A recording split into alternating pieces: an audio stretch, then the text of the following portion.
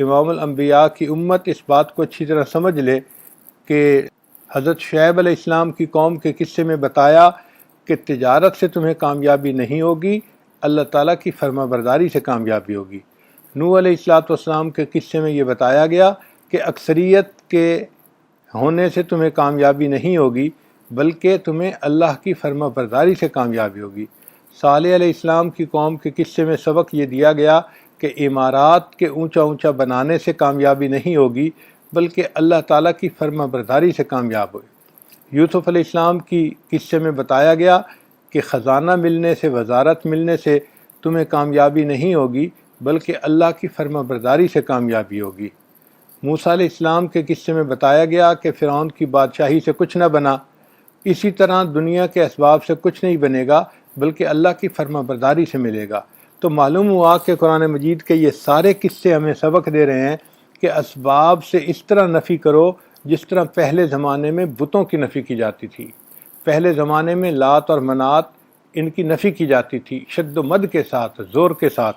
آج کے دور میں ہمیں بھی اسباب کی اسی طرح نفی کرنی ہے کہ نہیں، فصل سے جو ہے نا کامیابی نہیں ہوتی، نوکری سے کامیابی نہیں ہوتی، فیکٹریاں لگانے سے کامیابی نہیں ہوتی، کامیابی تو اللہ کے فرما برداری کرنے میں ہوتی ہے، نبی علیہ السلام کے طریقے کو اپنانے میں کامیابی ہوتی ہے۔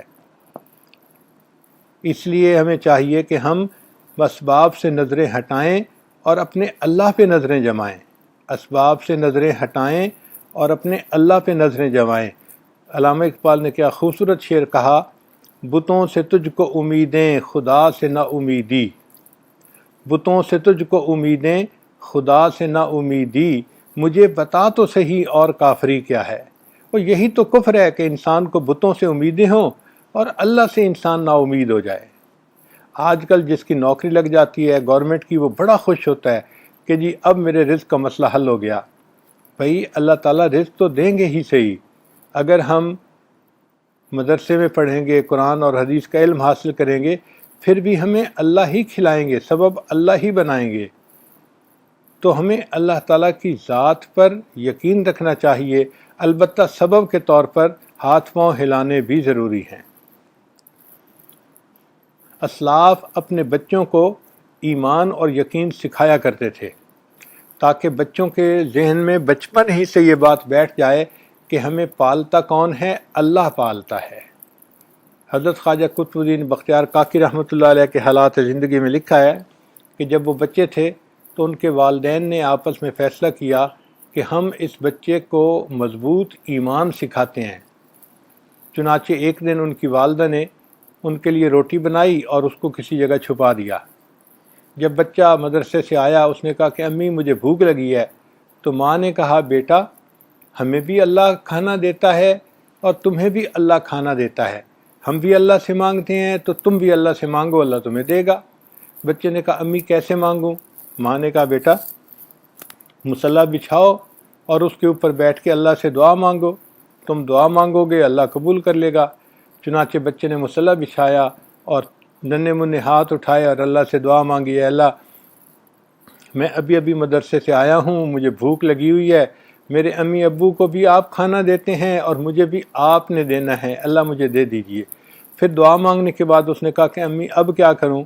ماں نے کہا بیٹا اللہ نے تمہارا کھانا کہیں بھیجا ہوگا، تم کمرے میں جاؤ اور اسے ڈھونڈو۔ بچہ کمرے میں گیا، اس نے ڈھونڈا تو اس کو کسی جگہ کپڑے کے نیچے روٹی گرم گرم مل گئی، تو وہ خوشی سے لے آیا، امی اللہ نے کھانا بھیج دیا ہے۔ چنانچہ ماں نے کہا بیٹھ کے کھا لو۔ اب روز کی روٹین بن گئی، ماں کھانا بنا کے رکھ دیتی، بچہ دعا مانگتا اور جب کھانا مل جاتا تو بچہ خوش ہوتا کہ اللہ نے مجھے کھانا کھلا دیا۔ اب بچے نے جب روز کھانا کھانا شروع کیا تو اس کے دل میں اللہ کی محبت بڑھنے لگی۔ چنانچہ وہ کبھی پوچھتا امی اللہ مجھے جس طرح کھانا دیتے ہیں آپ کو دیتے ہیں، ساری دنیا کے انسانوں کو اللہ کھانا دیتے ہیں؟ ماں کہتی ہاں۔ تو وہ حیران ہوتا، اچھا اللہ اتنے بڑے ہیں کہ سب کو کھانا دیتے ہیں؟ وہ کہتی ہاں۔ اچھا جانوروں کو بھی کھانا اللہ دیتے ہیں؟ ہاں اللہ دیتے ہیں۔ تو بچے کے دل میں اللہ کی عظمت بڑھتی، محبت بڑھتی، اور بچہ پوچھتا اچھا اللہ کہاں پہ ہیں، اللہ خوش ہیں ناراض ہیں؟ تو جب بچہ کویسچن کرتا تو ماں خوش ہوتی کہ میرے بیٹے کے دل میں جو ہے اللہ تعالیٰ کی محبت بڑھتی جا رہی ہے، عظمت بڑھتی جا رہی ہے، اللہ کا تعلق جڑ رہا ہے۔ چنانچہ ایک دن اللہ کی شان دیکھیں کہ رشتہ داروں میں کوئی فنکشن تھا اور ماں کو وہاں جانا پڑ گیا۔ ایسی مصروف ہوئی کہ اس کو یہ خیال ہی نہ رہا کہ مجھے اپنے بچے کے لیے کھانا بنا کے رکھنا ہے۔ جب اس نے وقت دیکھا تو دیر ہو چکی تھی، بچے کے مدرسے سے آنے کا وقت ہو چکا تھا، تو ماں بڑی پریشان ہوئی، اسی وقت نکلی اپنے گھر واپس آنے کے لیے۔ اب راستے میں تیز تیز چل بھی رہی ہے اور اللہ سے دعا بھی مانگ رہی ہے، اے اللہ میں نے اپنے بچے کا یقین بنانے کے لیے ایک حیلہ اختیار کیا تھا، اللہ آج میرا بیٹا اگر دعا مانگے گا اور اس کو کھانا نہیں ملے گا تو اس کا یقین کہیں ٹوٹ نہ جائے، اللہ غلطی تو میری ہے، مجھے معاف کر دینا اور میرے بیٹے کے یقین کو نہ ٹوٹنے دینا۔ خیر بچی جب ماں گھر آئی تو اس نے دیکھا کہ اس کا بیٹا بستر کے اوپر آرام کی نیند، میٹھی نیند سویا ہوا تھا۔ ماں نے جلدی سے روٹی بنا لی اور روٹی بنا کے آئی اور اپنے بیٹے کا رخسار کا بوسہ لیا اور اسے جگا کے کہا، بیٹا تجھے تو بڑی بھوک لگی ہوگی، تو آ کے سو گیا؟ تو بچہ اٹھ کے بیٹھ گیا، حشاش بشاش تھا، کہنے لگا امی نہیں مجھے بھوک نہیں لگی ہوئی۔ تو ماں نے پوچھا بیٹا کیوں نہیں لگی ہوئی؟ امی میں جب مدرسے سے آیا تو میں نے مصلی بچھا کے اللہ سے دعا مانگی، پھر میں کمرے میں گیا تو مجھے ایک جگہ روٹی پڑی ہوئی مل گئی، امی روٹی کھائی لیکن جو مزہ مجھے آج کی روٹی میں آیا امی وہ مزہ مجھے پہلے کبھی نہیں آیا۔ تو ماں نے اللہ کا شکر ادا کیا کہ اللہ آپ نے میرے بچے کے یقین کو سنبھال لیا، اس کو ٹوٹنے نہیں دیا۔ چنانچہ ہندی میں روٹی کو کاکی کہتے ہیں، ان کے ساتھ نام کے یہ لفظ جڑ گیا، قطب الدین بختیار کاکی، اور یہ جب بڑے شیخ بنے اپنے وقت کے تو ان کو کہا جاتا تھا خواجہ قطب الدین بختیار کاکی رحمۃ اللہ علیہ۔ دہلی میں آج بھی ایک جگہ ایک اونچا مینار بنا ہوا ہے جس کو قطب مینار کہتے ہیں، اور اس کے قریب ہی حضرت کی قبر ہے جہاں پر وہ آرام فرما رہے ہیں۔ تو پہلے وقتوں میں ماں باپ اپنے بچوں کو یقین سکھایا کرتے تھے۔ آج کے ماں باپ کے اپنے یقین نہیں بنے ہوتے، وہ اپنے بچوں کو کیا یقین سکھائیں گے؟ اس لیے چاہیے کہ ہم اس محنت کو کریں تاکہ ہمارا بھی یقین مضبوط ہو، ہمارے بچوں کا یقین بھی مضبوط ہو، اور ہم اعمال کے راستے کو اپنائیں اور اپنے اللہ کو منائیں۔ اب یقین بننے کے دو طریقے ہیں، دو راستے ہیں۔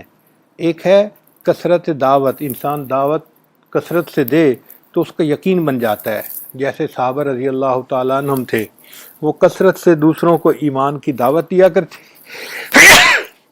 الحمدللہ کثرت سے ایمان کی دعوت دیا کرتے تھے اور ان کا اپنا یقین بن جاتا تھا۔ چنانچہ صحابہ کرام کا یقین اتنا بن گیا تھا کہ حضرت علی رضی اللہ عنہ فرمایا کرتے تھے، اگر جنت اور جہنم میرے سامنے آ جائے تو میرے یقین میں ذرہ برابر اضافہ نہ ہو۔ تو دعوت دینے سے انسان کا یقین بڑھ جاتا ہے۔ چنانچہ آج کل کے دور میں یہ جو دعوت و تبلیغ کا ایک محنت چل رہی ہے، یہ یقین بنانے کی محنت ہے۔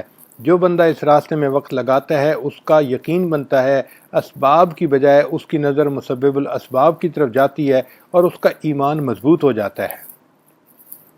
اور دوسرا طریقہ ہے ذکر کی کثرت۔ جتنا انسان ذکر کی کثرت کرے گا اتنا اس کی توجہ اللہ رہے گی، اور ہر چیز اس کی جو ہے اور ہر حال میں وہ اللہ کی طرف متوجہ رہے گا۔ چنانچہ حضرت خواجہ محمد عبد المالک صدیقی رحمۃ اللہ علیہ، انہوں نے خانیوال کے اندر مسجد بنائی، اور اس مسجد کے بنانے میں انہوں نے کسی سے چندہ نہیں مانگا۔ لوگوں نے مسجد کا نام بے چندہ مسجد رکھ دیا کہ جی فلاں تو بے چندہ مسجد ہے۔ حضرت خواجہ مالک صدیقی رحمۃ اللہ علیہ خود تو اتنے نہیں تھے کہ بھئی ان کے پاس اتنے پیسے ہوتے کہ وہ مسجد بنا دیں، لوگ ہی مسجد کے لیے ہدیہ دیا کرتے تھے، مگر حضرت مانگتے نہیں تھے، کہتے تھے کہ نہیں میں اللہ سے مانگتا ہوں، اللہ خود اپنے بندوں کے دل میں ڈال دے گا اور بندے پھر میرے پاس آئیں گے کہ جی مسجد کے لیے یہ لے لیجئے، تو حضرت لے لیا کرتے تھے۔ ہماری والدہ صاحبہ یہ واقعہ سنایا کرتی تھیں، ایک مرتبہ حضرت نے جو مستری مزدور تھے ان کے ساتھ یہ وعدہ کر لیا تھا کہ بھئی آپ لوگ مزدوری کرتے رہیں اور آپ کی مزدوری کے پیسے جمع ہوتے رہیں گے، اور پھر جب اللہ مجھے دے گا تو میں ایک ہی وقت میں ادا کر دوں گا۔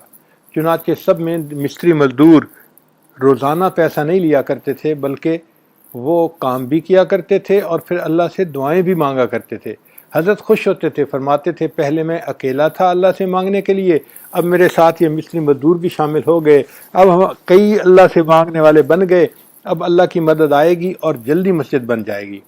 حضرت فرماتے ہیں کہ اس دور میں ایک ایسا وقت آیا کہ بہت سارا پیسہ قرضے کا سر پہ چڑھ گیا، اور اوپر سے رمضان کا مہینہ بھی آ گیا، تو مجھے بڑی فکر تھی کہ لوگوں نے رمضان کے بعد عید کے لیے کپڑے بچوں کے بنوانے ہوتے ہیں، چیزیں خریدنی ہوتی ہیں، اور اگر ان کی تنخواہ نہ دی گئی، ان بچوں کے ان کے جو بچے ہیں وہ بیچارے تو عید بھی نہیں منا سکیں گے، ان کی خوشیاں ادھوری رہ جائیں گی۔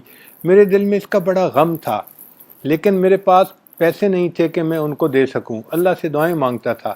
حضرت فرماتے ہیں ایک بندہ آیا، وہ مجھ سے ملا اور بیعت ہوا، اور پھر ملاقات کر کے اس نے ایک بریف کیس مجھے دیا، حضرت یہ آپ کے لیے میں ہدیہ لایا ہوں۔ تو میں نے کہا کہ اچھا بریف کیس رکھ دو وہیں پہ۔ اس نے بریف کیس رکھ دیا اور وہ چلا گیا۔ حضرت صدیق رحمۃ اللہ نے ایک بچے کو بلایا اور بچے کو بلا کے کہا کہ یہ بریف کیس گھر لے جاؤ اور میری اہلیہ کو دے دو۔ بچہ اس بریف کیس کو اٹھا کے لے گیا اور والدہ صاحبہ کو دے دیا۔ والدہ صاحبہ نے سوچا کہ اس بریف کیس کو کہیں رکھ دیا جائے، انہوں نے بھی اس کو نہیں کھولا اور بریف کیس کو کسی اونچی جگہ رکھ دیا۔ اب 1 دن 2 دن 3 دن گزر گئے تو 3 دن تک کوئی تذکرہ ہی نہیں ہوا حضرت کے درمیان اور ان کی اہلیہ کے درمیان۔ تیسرے چوتھے دن اماں جی نے پوچھا حضرت سے کہ وہ جو آپ نے بریف کیس بھجوایا تھا وہ لوہے کا بنا ہوا ہے یا کیا؟ حضرت نے پوچھا کیوں؟ کہنے لگی وہ تو اتنا بھاری ہے کہ مجھے اٹھا کے اوپر رکھنے میں بڑا وزنی محسوس ہوا۔ تو حضرت نے فرمایا نہیں، لوہے کا تو نہیں بنا ہوا، ذرا اس کو میرے پاس اٹھا کے لائیں کہ وہ بھاری کیوں ہے۔ چنانچہ والدہ صاحبہ اس کو اٹھا کے لائیں، جب اس کو کھولا گیا تو دیکھا کہ وہ نوٹوں سے بھرا ہوا تھا، 1000 روپے والے نوٹ کے۔ حضرت نے فرمایا کہ اللہ کی مدد آ گئی، اب یہ مصری مزدوروں کو ان کے پیسے دے دینے چاہیے تاکہ یہ رمضان کی عید کے لیے خرچہ کر سکیں اور اپنے بچوں کو عید کے لیے جو ہے وہ چیزیں خرید کے دے سکیں۔ چنانچہ جتنا حساب بنا مصری مزدوروں کا، جب نوٹوں کو گنا گیا تو اتنے ہی پیسے تھے۔ حضرت نے سب کو دیکھ کر اللہ کا شکر ادا کیا، اللہ آپ نے اپنے بندوں کے لیے اسباب بنا دیے اور مجھے اس قرضے سے فارغ کر دیا۔ تو دیکھو اللہ والوں کا یقین اس طرح بنتا ہے کثرت ذکر کی وجہ سے۔ شیخ احمد دربندی رحمۃ اللہ علیہ کو بزرگ گزرے ہیں، ان کے بارے میں آتا ہے کہ ان کے شہر پر تاتاریوں نے قبضہ کیا تو پورے شہر سے مسلمان جو تھے وہ نکل کے بھاگ گئے، لیکن شیخ احمد دربندی جو تھے وہ اپنے گھر سے نکل کے مسجد میں آئے اور مسجد میں بیٹھے رہے۔ جب شہزادہ تاتاری داخل ہوا تو اس نے حیران ہو کے کہا کہ دیکھو پورے شہر میں ایک بندہ بھی نہیں، ہمارا کتنا روب ہے، ہمارے آنے سے پہلے مسلمان ہی یہاں سے بھاگ گئے۔ اس کو بتایا گیا کہ پورا شہر خالی ہے مگر ایک مسجد میں ایک بوڑھا بندہ بیٹھا ہوا ہے۔ اس نے کہا اس کو ہتھکڑیاں لگا کے پاؤں میں بیڑیاں ڈال کے میرے سامنے پیش کرو۔ چنانچہ شیخ احمد دربندی رحمۃ اللہ علیہ کو ہتھکڑیاں لگا کے اس تاتاری شہزادے کے سامنے پیش کیا گیا۔ تو تاتاری شہزادے نے اس سے سوال کیا کہ تم یہاں سے کیوں نہیں نکلے؟ اس نے کہا جی کہ میں اپنے گھر سے نکل کے اللہ کے گھر میں آ کے بیٹھ گیا تھا، اب مجھے اللہ کے گھر سے تو کوئی نہیں نکال سکتا۔ اس نے کہا کہ اچھا اب تو دیکھو نا میں نے پکڑا ہے، اب تمہیں مجھ سے کون چھڑائے گا؟ جب شہزادے نے اسے کہا کہ ہم نے تجھے پکڑا ہے، ہتھکڑیاں لگائی ہیں، اب تمہیں ہم سے کون چھڑائے گا؟ تو شیخ احمد دربندی جو تھے انہوں نے فرمایا اللہ۔ جیسے انہوں نے اللہ کا لفظ کہا ان کے ہاتھوں کی جو لوہے کی زنجیریں تھیں وہ ٹوٹ کے نیچے گر گئیں۔ وہ جو شہزادہ تھا تاتاری، اس کے دل پر روب پڑ گیا، سمجھ گیا کہ یہ کوئی اللہ والا ہے۔ چنانچہ اس نے کہا اچھا میں آپ کو یہاں رہنے کی اجازت دیتا ہوں، آپ اپنے گھر میں جائیں رہیں، ہم آپ کا احترام کریں گے، آپ کو کوئی تکلیف نہیں پہنچائیں گے۔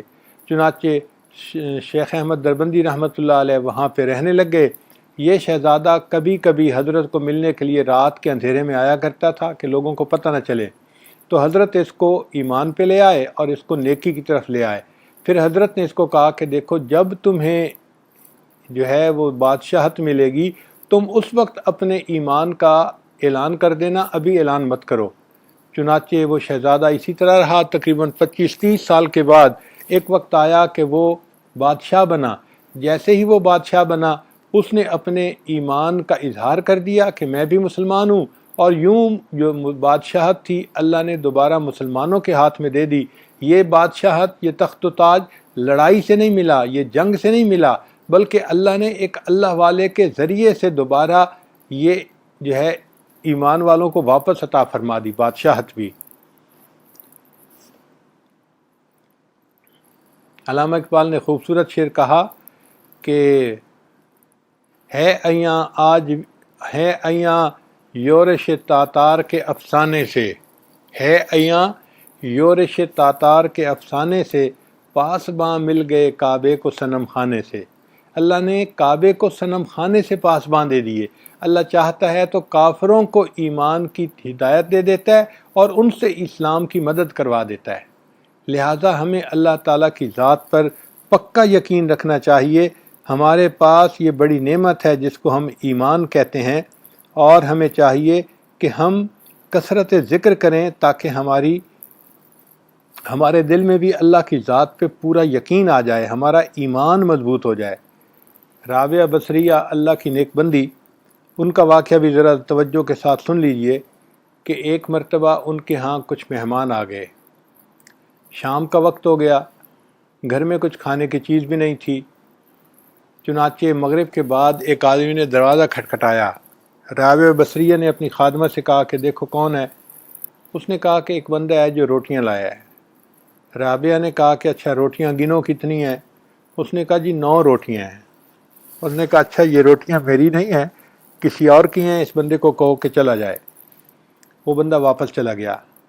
اب عشاء کا وقت ہو گیا اور کھانے کا وقت تھا۔ خادمہ پریشان تھی کہ بھئی کھانا آئے تو ہم مہمانوں کو کھلائیں تاکہ مہمان کھانا کھا کے تو آرام کریں، مگر گھر میں کچھ تھا ہی نہیں، پریشانی تھی۔ کچھ دیر کے بعد دوبارہ دروازہ کھٹکھٹایا گیا۔ پوچھا کون؟ کہ جی کوئی کھانا لایا ہے۔ دیکھو کتنی روٹی ہیں؟ اس نے کہا جی 9 روٹی ہیں۔ کہنے لگی نہیں میری نہیں ہیں، اس کو یہ چلا جائے۔ چلا گیا۔ اب دیر ہو گئی، اب آدھی رات کا وقت ہو گیا اور مہمانوں کو نیند بھی ستا رہی تھی لیکن کھانا بھی نہیں کھلایا گیا تھا، تو خادمہ بھی پریشان تھی۔ اتنے میں اللہ کی شان کے تیسری مرتبہ دروازہ کھٹکھٹایا گیا۔ رابعہ نے کہا دیکھو کون ہے؟ اس نے کہا جی کوئی کھانا لایا ہے۔ کہنے لگی اچھا تم دیکھو کہ روٹیاں کتنی ہیں؟ اس نے کہا جی 9 ہیں۔ اس نے کہا نہیں اس کو کہہ دو کہ یہ ہماری نہیں ہے، چلا جائے یہاں سے۔ تو خادمہ کہنے لگی کہ آپ 2 دفعہ پہلے واپس کر چکی ہیں اور 30 دفعہ اب کر چکی ہیں، اب آدھی رات کے بعد کون کھانا لائے گا؟ مہمانوں کو کھانا کھلانا تو ہے۔ تو وہ کہنے لگی اس لیے کہ روٹیاں 9 ہیں۔ تو خادمہ نے کہا 9 ہیں تو مسئلہ کیا ہے؟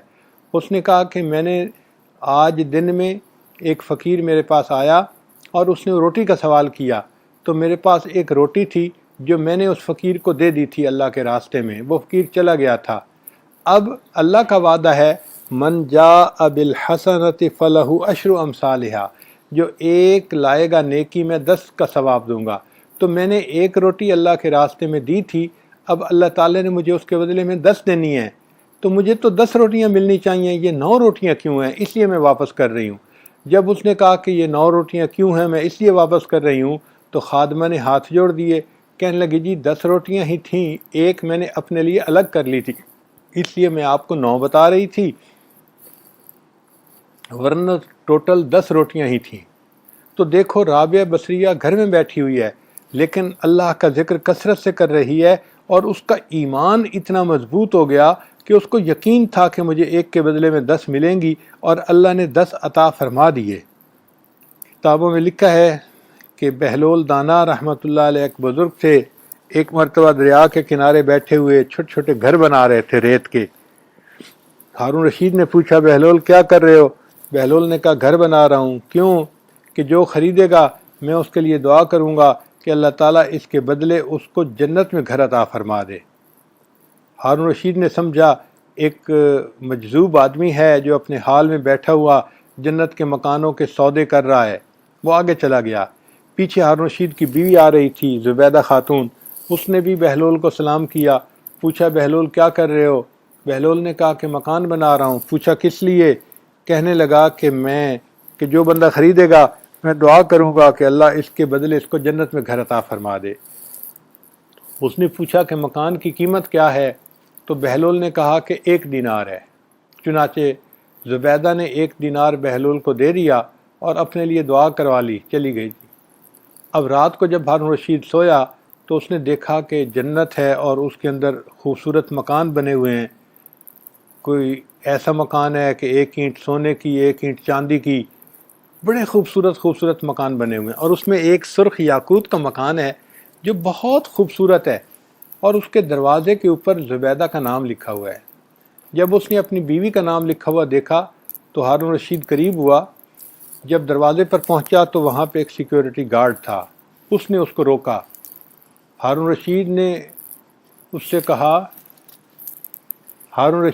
کہا کہ آپ نے مجھے کیوں روکا؟ اس نے کہا اس لیے کہ آپ کا نام کیا ہے؟ اس نے کہا ہارون رشید۔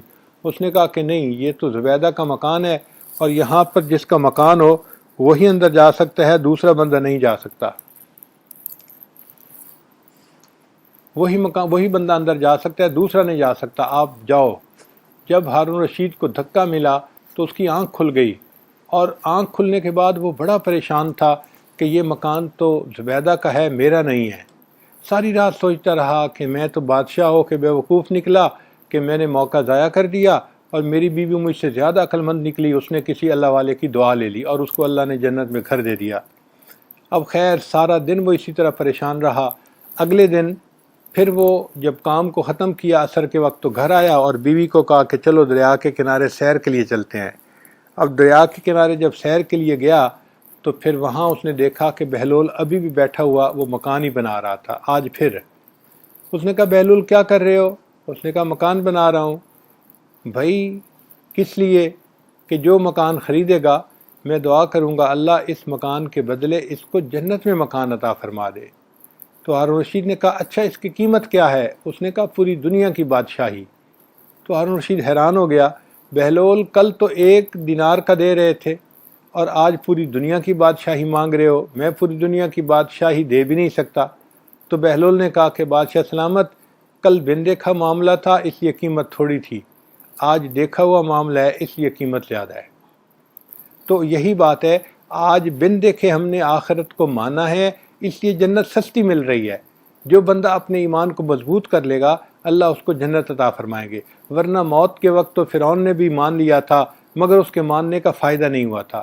تو ہم آج اللہ کی ان نعمتوں کو مانیں، تسلیم کریں، اللہ کو اپنا رب مانیں اور اپنے ایمان کو مضبوط کریں، تاکہ جب اللہ کے پاس جائیں تو اللہ تعالی ہمارے ساتھ رحمت کا معاملہ فرمائے۔ آخری بات سن کے میں اپنی بات کو مکمل کرتا ہوں۔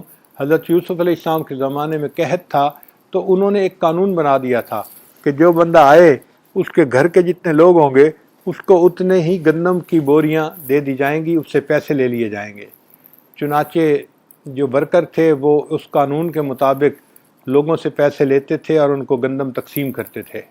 ایک لڑکا سا آیا اور اس لڑکے نے کہا جی کہ مجھے گندم چاہیے۔ انہوں نے پوچھا بھئی تمہارے گھر والے کتنے ہیں؟ اس نے کہا اتنے ہیں۔ اس نے کہا اچھا پھر تمہیں ہم اتنے بیگ دیں گے۔ اس نے کہا نہیں مجھے بیگ زیادہ چاہیے۔ تو دینے والوں نے اس کو 1-2 بیگ زیادہ دے دیے۔ وہ بچہ کہنے لگا نہیں مجھے اور زیادہ چاہیے۔ تو کام کرنے والوں نے کہا دیکھو بھائی ہمارے اختیار میں نہیں ہے کہ ہم اس کو زیادہ دے سکیں، تم پھر یوسف علیہ السلام کے پاس چلے جاؤ، اگر وہ فرما دیں گے تو جتنا کہہ دیں گے ان کا حکم فائنل ہوتا ہے۔ وہ لڑکا سا جو تھا نوجوان لڑکا وہ حضرت یوسف علیہ السلام کے پاس آیا اور آ کے کہنے لگا کہ حضرت مجھے گندم چاہیے۔ انہوں نے فرمایا بھائی گندم کا تو یہ قانون ہے کہ ہم اتنا دیتے ہیں جتنے گھر کے لوگ ہوتے ہیں۔ اس نے کہا نہیں حضرت مجھے زیادہ چاہیے۔ انہوں نے کہا کہ تمہیں ان لوگوں نے دی؟ ان کہا ہاں مجھے انہوں نے 2-3 بیگ زیادہ دیے مگر مجھے اور بھی زیادہ چاہیے۔ تو یوسف علیہ السلام نے کہا کہ ان لوگوں نے بھی تجھے زیادہ گندم دی جو دستور ہے اس سے، اور میرے پاس آئے ہو اور میں بھی تمہیں کہتا ہوں کہ چلو میں تمہیں 2-4 بیگ اور زیادہ دے دوں گا، لیکن تم جو ہے وہ اور زیادہ کا مطالبہ کر رہے ہو، کیوں اتنی گندم مانگتے ہو؟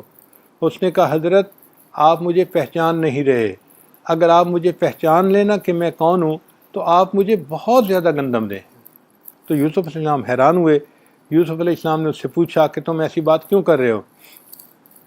اس نے کہا کہ حضرت جب زلیخا نے آپ کے اوپر بہتان لگایا تھا اس وقت جس چھوٹے بچے نے آپ کی پاک دامنی کی گواہی دی تھی وہ بچہ میں ہوں، مگر اب میں بڑا ہو کے جوان ہو گیا ہوں تو میں آپ کے پاس آیا ہوں۔ حضرت یوسف علیہ السلام نے جب یہ بات سنی تو آپ کو بچے پہ اتنا پیار آیا کہ آپ نے اس بچے کو اپنے قریب بلایا، اس کے ماتھے کو بوسہ دیا، اس کو گلے لگایا، بگ ہگ دیا اور پیار کے ساتھ اس کو رخصت کیا، اور اس کو ڈبل ٹرپل جو ہے گندم دی، اور لوگوں کو کہا کہ یہ گندم تم لے جاؤ اور اس کے ساتھ سواریاں اپنی ہوں اور اس کو گھر بھی پہنچا کے آؤ۔ جب یوسف علیہ السلام نے اس نوجوان کو اس طرح عزت کے ساتھ رخصت کیا تو اللہ تعالیٰ نے وحی نازل فرمائی، اے میرے پیارے یوسف علیہ السلام، آپ نے اس لڑکے کو بڑی عزت سے نوازا۔ عرض کیا، اے اللہ کیوں نہ نوازتا، یہ وہ لڑکا ہے جس نے میری پاک دامنی کی گواہی دی، آج یہ میرے پاس آیا تو میرا دل چاہا کہ میں اس کو اتنا دوں جتنا میں دے سکتا ہوں۔ تو اللہ تعالیٰ نے فرمایا، اچھا یوسف علیہ السلام آپ گواہ رہنا، جس نے آپ کی پاک دامنی کی گواہی دی آپ کے پاس آیا، آپ نے اتنا دیا جو آپ دے سکتے تھے۔ میں پروردگار اعلان کرتا ہوں کہ جس نے دنیا میں میری وحدانیت کی گواہی دی، جب وہ قیامت کے دن بندہ میرے سامنے آئے گا تو پھر اس کو میں اتنا دوں گا جو میری شان کے مطابق ہوگا۔